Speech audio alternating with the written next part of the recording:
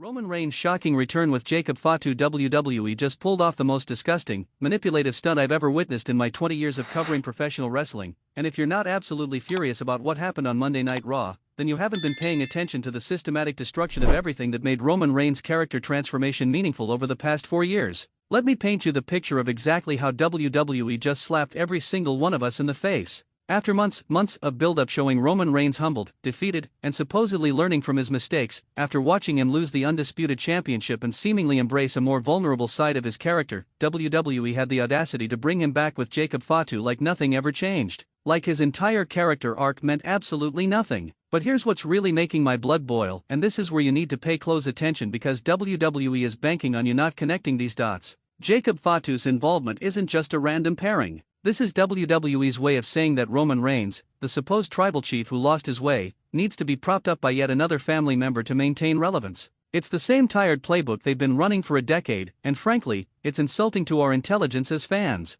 Think about it, when was the last time Roman Reigns stood on his own without the bloodline, without family politics, without some elaborate faction backing him up? The answer is never, and that's exactly the problem. WWE has created this character who cannot exist independently, and now they're doubling down on that creative bankruptcy by introducing Jacob Fatu as the next crutch. What makes this even more infuriating is the timing. Roman's return should have been a moment of redemption, a chance to show growth, to prove that he learned something from losing the championship and being humbled by Cody Rhodes at WrestleMania. Instead, WWE chose the lazy route, bring back the old formula with a new coat of paint and hope we're stupid enough not to notice. And let's talk about Jacob Fatu for a moment, because his role in this travesty deserves its own spotlight of criticism. Here's a tremendously talented performer who made his name as a legitimate monster in companies like MLW, where he was allowed to be a singular, destructive force. He was the Samoan werewolf, an unstoppable beast who didn't need anyone else to validate his presence. But what does WWE do? They immediately shoehorn him into the tired bloodline narrative, reducing him to nothing more than Roman's latest bodyguard. This is the same company that ruined Solo Sikoa's individual momentum by making him another spoke in the Roman Reigns wheel. The same company that took Jimmy and GUSO, two of the most talented tag team wrestlers of their generation, and reduced them to constantly bickering siblings whose entire storylines revolved around acknowledging Roman. And now they're doing it again with Jacob Fatu, and we're supposed to cheer for this creative laziness? But the disrespect goes even deeper than just character development. It's about WWE's fundamental misunderstanding of what made Roman's recent character work compelling in the first place. The brief glimpses we saw of a more humble, uncertain Roman Reigns were the most interesting the character had been in years. There was potential for genuine growth, for exploring themes of legacy, family pressure, and personal identity that could have resonated with audiences on a deeper level. Instead, WWE chose to hit the reset button and return to the exact same dynamics that fans have been complaining about for the better part of a decade. Roman is the protected golden boy, surrounded by family members who exist solely to make him look strong, while the rest of the roster suffers in comparison. It's creatively bankrupt, and it's a middle finger to everyone who invested emotionally in the possibility of something different.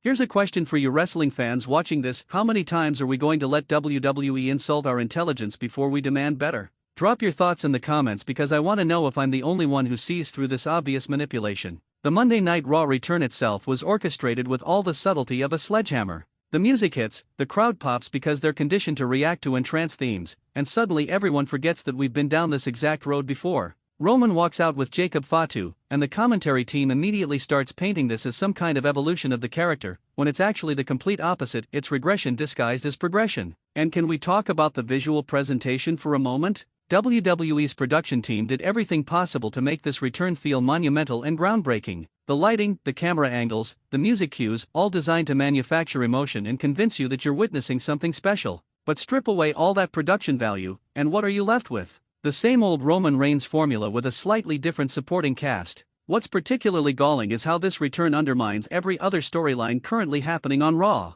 You've got wrestlers like Drew McIntyre, who's been carrying the show with compelling promos and genuine character work, and suddenly he's going to be pushed aside because Roman and his new bodyguard need the spotlight. You've got rising stars who've been building momentum, and now they'll be relegated to afterthoughts because the Bloodline 2.0 needs to dominate television time. This is the same pattern we've seen for years. WWE builds up other talents just enough to make them credible opponents for Roman, then feeds them to the machine to keep the tribal chief looking strong. And now with Jacob Fatu in the mix, they have an even more dominant force to steamroll through the roster, making everyone else look like second-class citizens in their own company. But here's what really gets under my skin about this whole situation: WWE knows exactly what they're doing. They understand that fans are starving for something fresh and different, so they package the same old content with slightly new wrapping and sell it as innovation. It's the wrestling equivalent of releasing the same movie with different actors and calling it a sequel. The Jacob Fatu edition is particularly cynical because it preys on our nostalgia for the original Bloodline storyline while completely ignoring why that story eventually became stale and needed to end.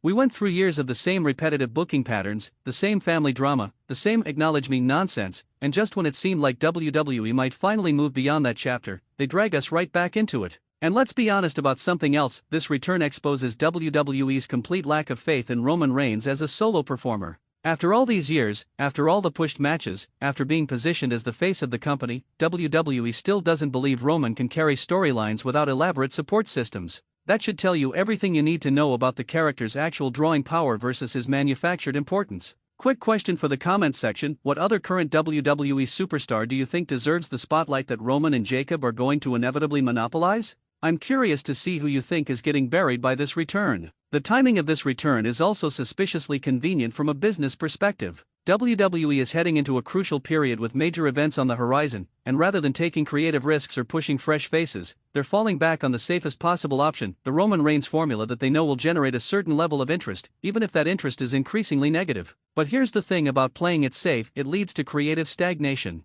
When you continuously rely on the same characters and the same storyline structures, you stop growing as a creative entity. You stop challenging yourself to find new ways to entertain your audience. And eventually, even your most reliable formulas stop working because audiences get tired of being served the same meal over and over again. The Jacob Fatu pairing also raises serious questions about WWE's development philosophy. Instead of allowing him to establish his own unique identity and storyline direction, they immediately locked him into the Roman Reigns orbit, limiting his potential for individual growth and character development. It's the same mistake they made with countless other talented performers who got absorbed into existing storylines rather than being allowed to create their own paths. This approach is particularly frustrating when you consider Jacob Fatu's impressive work outside of WWE. He's proven that he can be a compelling, dominant force without needing to play second fiddle to anyone. His run as the MLW World Heavyweight Champion showcased exactly the kind of intensity and believability that WWE desperately needs in their monster characters. But instead of capitalizing on those strengths, they've reduced him to being Roman's latest enforcer. The Monday Night Raw crowd reaction was telling, too, if you looked beyond the initial pop. Yes, people reacted to the surprise return, but listen carefully to the audio throughout the segment. The sustained energy wasn't there. The organic excitement that accompanies truly special moments was notably absent. Instead, you had the manufactured enthusiasm that WWE has become expert at creating through production techniques and strategic editing. This disconnect between WWE's presentation and the actual audience investment should be concerning for anyone who cares about the long-term health of professional wrestling storytelling. When companies become too focused on creating moments rather than building genuine narrative investment, they lose the ability to create the kind of emotional connections that turn casual viewers into lifelong fans. And speaking of long-term consequences,